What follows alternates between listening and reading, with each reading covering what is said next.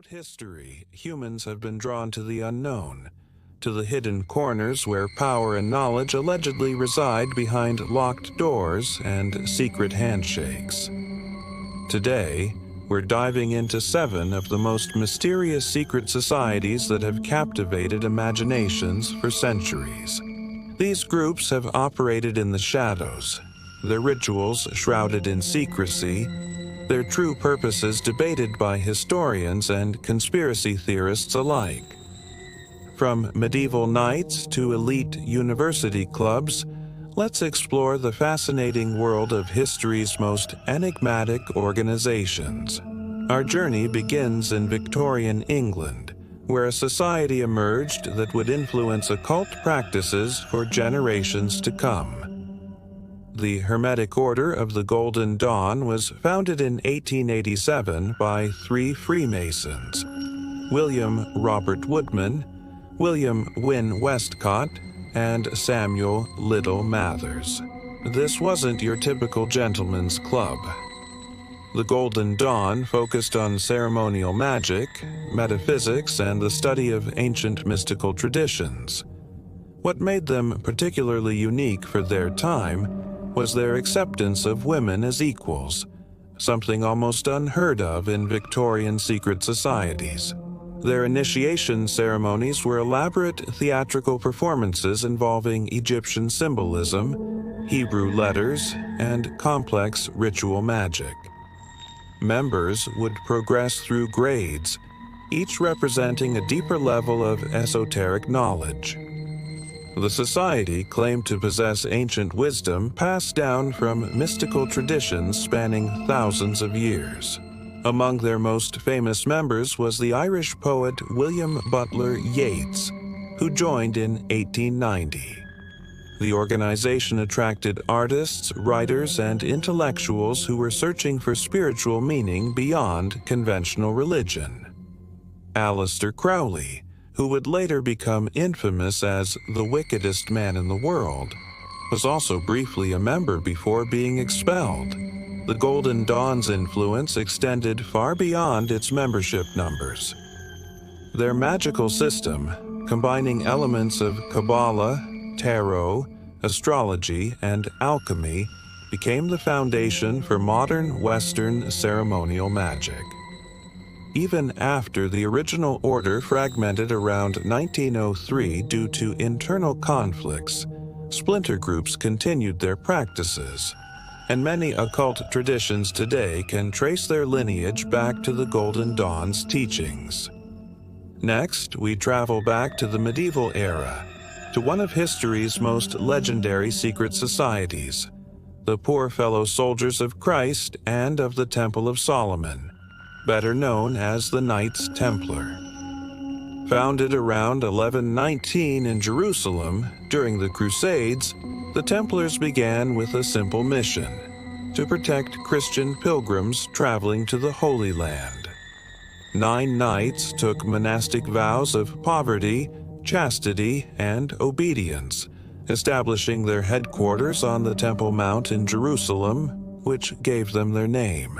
But the Templars evolved into something far more complex.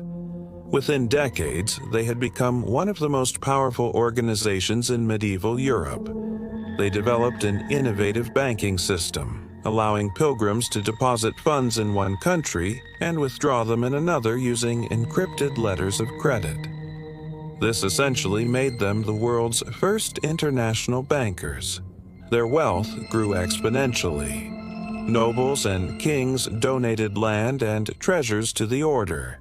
The Templars owned farms, vineyards, and entire villages across Europe and the Middle East. They built fortresses and developed their own fleet of ships. They answered to no king, only to the Pope himself. The mystery deepened with their secret initiation ceremonies. New members were inducted behind closed doors, and the specific rituals remained closely guarded. This secrecy, combined with their wealth and power, bred suspicion and wild rumors. Some claimed they possessed sacred relics, including the Holy Grail or the Ark of the Covenant.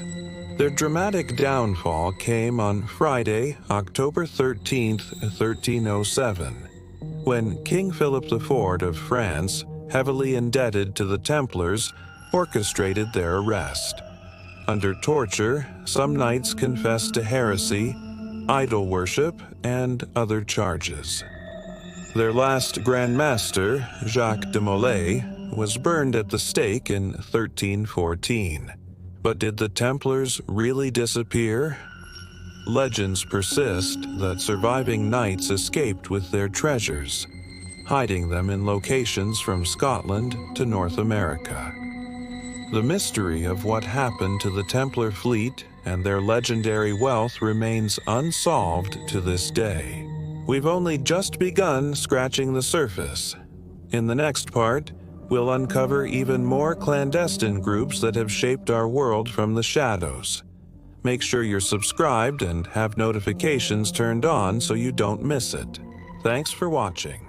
From medieval knights, we jump forward to 19th century America and a society that has cultivated power in the modern world: Skull and Bones. Founded in 1832 at Yale University, this is arguably America's most influential secret society. Its official name is the Order of Skull and Bones, and its members, known as Bonesmen, are a select few.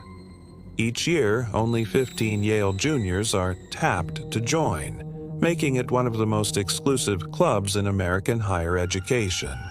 The selection process itself is shrouded in secrecy, but it's understood to favor a mix of academic achievement, athletic prowess, and, of course, powerful family connections. Their headquarters, known ominously as the Tomb, is a windowless, foreboding building in New Haven, Connecticut.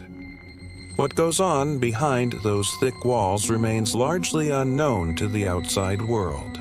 Members take a solemn oath of secrecy, and the society's rituals are rumored to involve elaborate theatrical performances, deeply personal confessions, and symbolic ceremonies that bond them for life.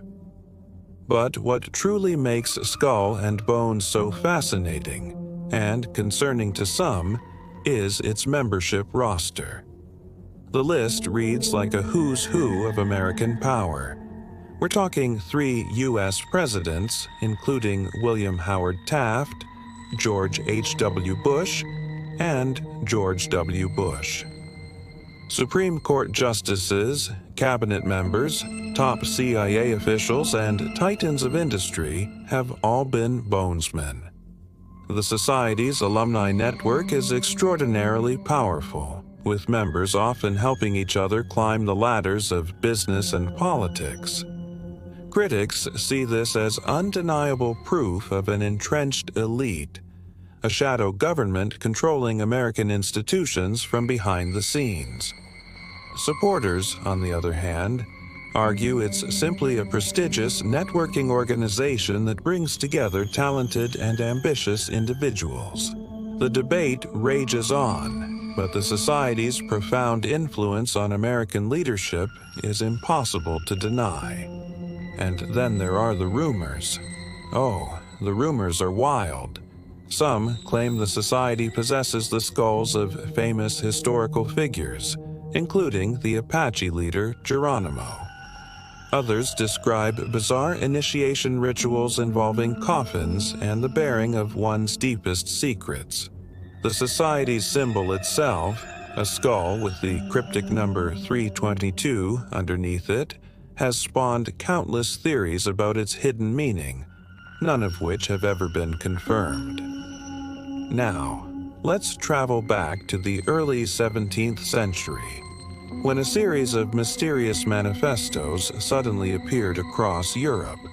They announced the existence of a secret brotherhood of alchemists and sages known as the Rosicrucians. These documents told the fantastical story of a man named Christian Rosenkreutz, a legendary figure who had supposedly traveled the Middle East, absorbed ancient wisdom, and founded the Rosicrucian order upon his return. The manifestos made some incredible promises. They claimed this secret society possessed profound knowledge of both the natural and spiritual worlds, including the long-lost secrets of alchemy, miraculous medicine, and even immortality. Its members, they said, could cure any disease, transmute base metals into pure gold, and understand the hidden architecture of the universe. But here's the interesting twist. No one could actually find the Rosicrucians. The manifestos created a sensation across the continent. Intellectuals, philosophers, and nobles desperately tried to make contact with this enlightened order, but the Rosicrucians never publicly revealed themselves. To this day, some historians believe the manifestos were just an elaborate hoax or a clever philosophical thought experiment. Others, however, insist that a genuine secret society was indeed operating in the shadows. What we do know for certain is that the Rosicrucian legend inspired the formation of countless mystical organizations over the centuries that followed. Various groups have since claimed to be the true heirs of Christian Rosenkreuz's teachings, from the famous Hermetic Order of the Golden Dawn to the ancient mystical order Rosicrucis, better known today as Amorg.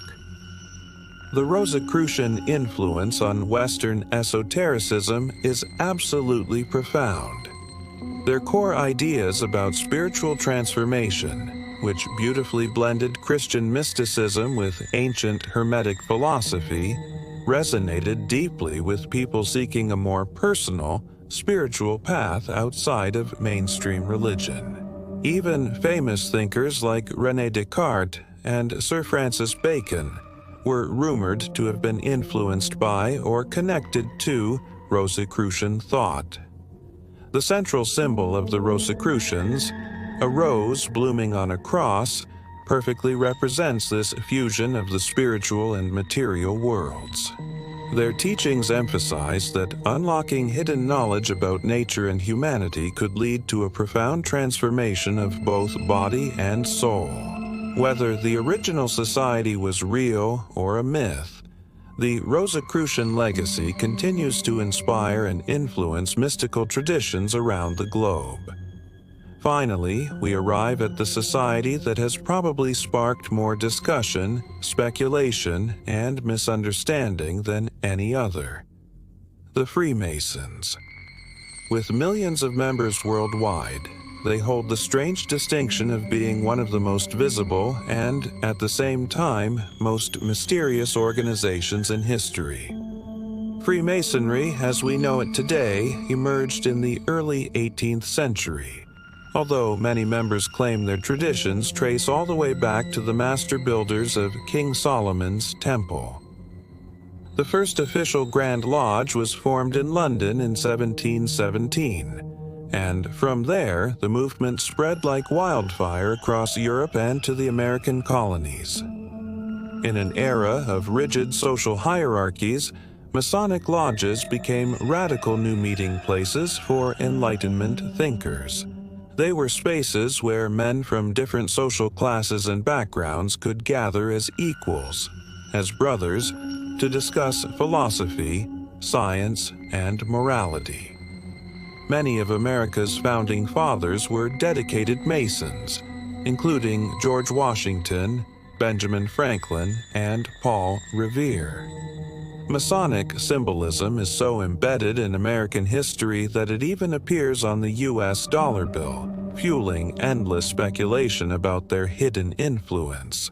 The Masons use elaborate rituals and a rich symbolic language drawn from the guilds of medieval stonemasons. Members progress through 3 basic degrees: Entered Apprentice, Fellowcraft, and Master Mason. Each degree involves a dramatic ceremony with allegorical teachings about morality, self-improvement, and the bonds of brotherhood.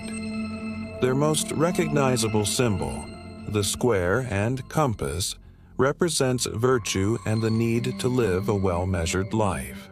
So, What really happens inside those lodge meetings? Well, members conduct their ritual ceremonies, they plan and discuss charitable works, and they socialize. They do take oaths of secrecy, but these are primarily about protecting their unique signs of recognition and the specific details of their rituals. The general structure and principles of Masonry are openly and publicly available. In fact, many lodges now offer public tours and outreach programs to demystify their organization. Despite this increasing transparency, the conspiracy theories persist. Some people claim that the Masons secretly control world governments and global banking systems, or that they are involved in sinister occult practices. These theories often stem from a fundamental misunderstanding of Masonic symbolism, or from confusing them with entirely different, more nefarious organizations. The reality is, as always, more nuanced. Freemasonry has indeed attracted powerful and influential men throughout its history. Their strong emphasis on networking and mutual assistance has certainly created powerful bonds among members. However, modern Masonry is primarily a fraternal organization focused on personal development, community, and charity. They operate hospitals, provide scholarships, and support countless community projects all over the world. And now, we arrive at the name that sends shivers down spines and fuels 1,000 conspiracy theories. No discussion of secret societies is complete without the most famous, most feared, and most misunderstood of them all: the Illuminati. Today, the name conjures images of shadowy figures pulling the strings of world events. But what was the historical reality? The story begins on May 1st, 1776. A law professor in Bavaria named Adam Weishaupt, frustrated by the power of the church and state, decided to form a secret group. His goal? To spread the ideals of the Enlightenment: reason, individual liberty, and secular thought. This was the birth of the Bavarian Illuminati. The organization had a strict hierarchy, with members adopting classical pseudonyms. Weishaupt himself was known as Spartacus. They were smart, targeting educated young men at universities who could one day hold positions of power. Their strategy wasn't violent revolution, but quiet influence. They infiltrated other groups, especially Masonic lodges, to spread their ideas and place their own members in important roles, hoping to slowly reform society from within.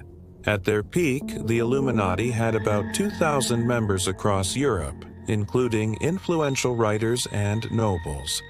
But their flame burned bright and fast. By 1785, the Bavarian government, spooked by their secretive nature and anti-religious ideas, banned all secret societies. Official documents were seized, revealing their plans and causing a public outcry. By 1787, just a decade after it began, the original Bavarian Illuminati was effectively dismantled. So, if they disappeared so quickly, why are we still talking about them today?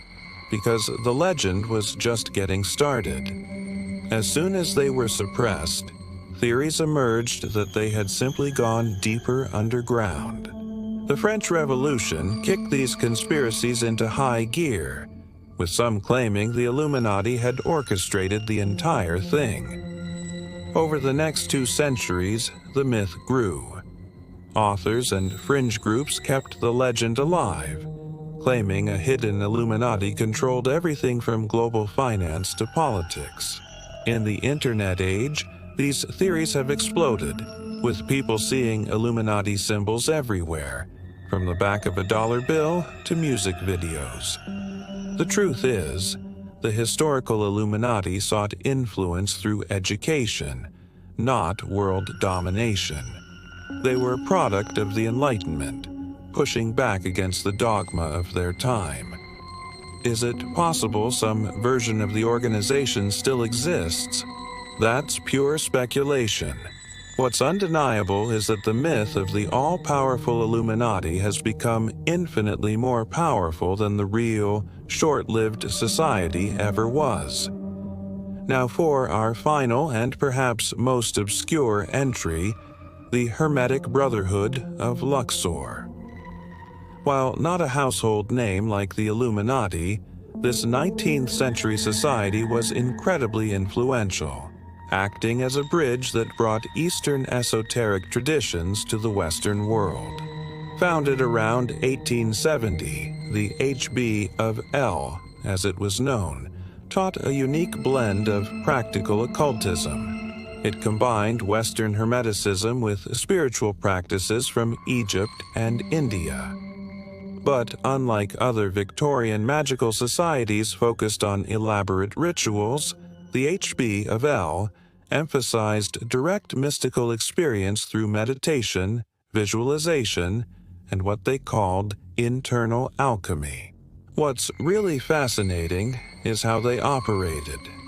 The society was one of the first to use distance learning. Students received their lessons through correspondence courses, practicing the techniques and mailing back reports of their progress.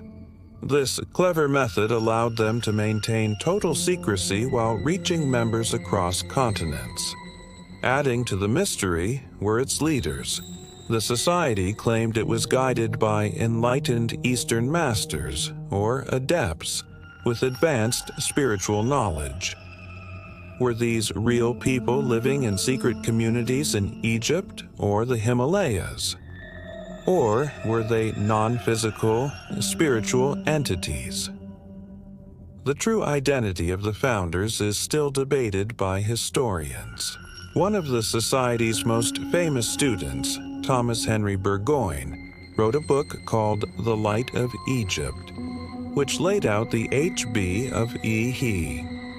Its teachings on astrology, alchemy, and spiritual development. This text became a cornerstone of Western esoteric thought. The HB of L was a pioneer, introducing concepts to the West that are now central to modern spirituality, like chakras, kundalini energy, astral projection, and karma. They taught that every human has latent psychic powers that can be awakened through discipline. By the 1890s, internal conflicts caused the original group to dissolve, but its legacy was secure. Their teachings flowed into other organizations, and many modern New Age practices can trace their roots right back to this mysterious correspondence school of magic. So, what have we learned? From medieval knights to Enlightenment thinkers, secret societies have always captivated the human imagination. They speak to our fascination with hidden knowledge, exclusive power, and the mysteries that lie just beyond our everyday lives. What's striking is their sheer diversity. Some sought spiritual enlightenment, others political change. Some were genuinely powerful, while for others the myth became far greater than the reality. But they all shared a few key ingredients: secrecy, ritual, and the promise of special knowledge for the chosen few. The truth is usually less dramatic than the legend. Most were simply products of their time, created by people looking for community, purpose, or a way to change a world they found restrictive. Their secrecy was often practical, a way to avoid persecution or just to add a bit of mystique. But perhaps the enduring legends are their real power. They remind us that history isn't just what's written in textbooks. A lot happens in the shadows, in private meetings, and through hidden networks. These societies challenge us to look deeper, to question the official story, and to wonder what might be going on behind closed doors. Their symbols are woven into our culture. Their members influenced art, politics, and philosophy, and their mysteries continue to pull us in, generation after generation. So the next time you see a strange symbol on an old building, or hear whispers of an exclusive club, remember that the line between history and legend is often thinner than we think. Thank you for joining me on this deep dive into history's most mysterious secret societies. If you enjoyed unraveling these secrets with me, be sure to hit that like button, subscribe, and ring the bell so you don't miss our next adventure into the unknown. Until next time, keep questioning.